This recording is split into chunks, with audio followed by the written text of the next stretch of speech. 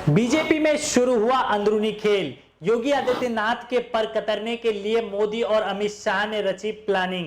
नमस्कार, मैं हूं आपके साथ समीर सिद्दीकी। आप देख रहे हैं द वॉइस हिंदी। कहा जाता है कि राजनीति में कोई भी परमानेंट दुश्मन नहीं और कोई भी परमानेंट दोस्त नहीं।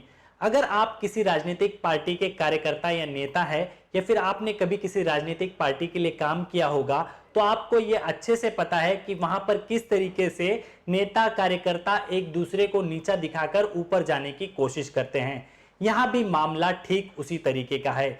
जिस तरीके से 2014 में कट्टरता की डिग्री के आधार पर आरएसएस की लॉबी ने बीजेपी के सीनियर नेताओं को दरकिनार करके प्रधानमंत्री के पद पर नरेंद्र मोदी को बैठाया था, ठीक उसी तरीके से अब यह चर्चा होने लगी है कि प्रधानमंत्री नरेंद्र मोदी के बाद अगला प्रधानमंत्री कौन बनेगा।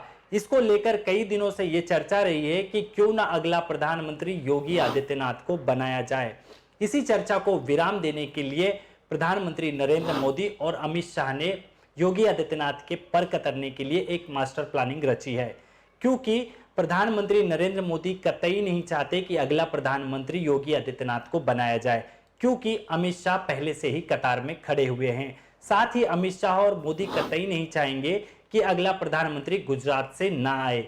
जिस तरीके से योगी आदित्यनाथ ने अपने कार्यकाल में मुसलमानों के खिलाफ काम किया है, उसको लेकर आरएसएस में उनकी तारीफों के पुल बांधे जा रहे हैं और इसी तारीफों को लेकर मोदी और अमित शाह का माथा ठनका हुआ है।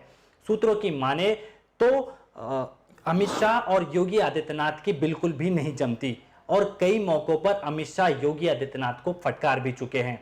अमित शाह कई दिनों से यूपी चुनाव का इंतजार कर रहे थे ताकि यूपी चुनाव के दौरान योगी आदित्यनाथ की छवि को धूमिल करके उन्हें प्रधानमंत्री की रेस से हटाया जा सके।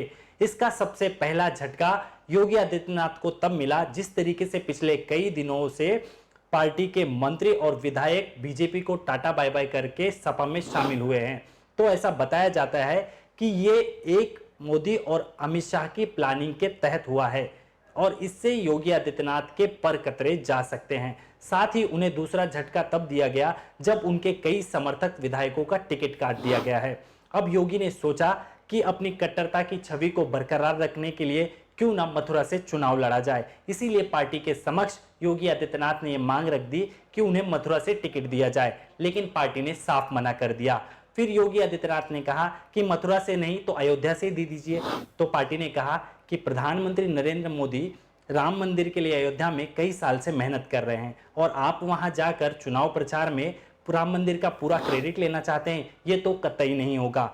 एक काम करिए, आप जहां से आए थे गोरखपुर वहीं चले जाइए।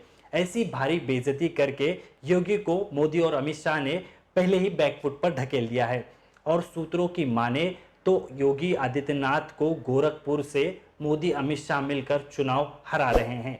अगर ये वीडियो यूट्यूब पर देख रहे हैं तो चैनल को सब्सक्राइब कर लीजिएगा, फेसबुक पेज पर देख रहे हैं तो पेज को लाइक कर दीजिएगा। नमस्कार।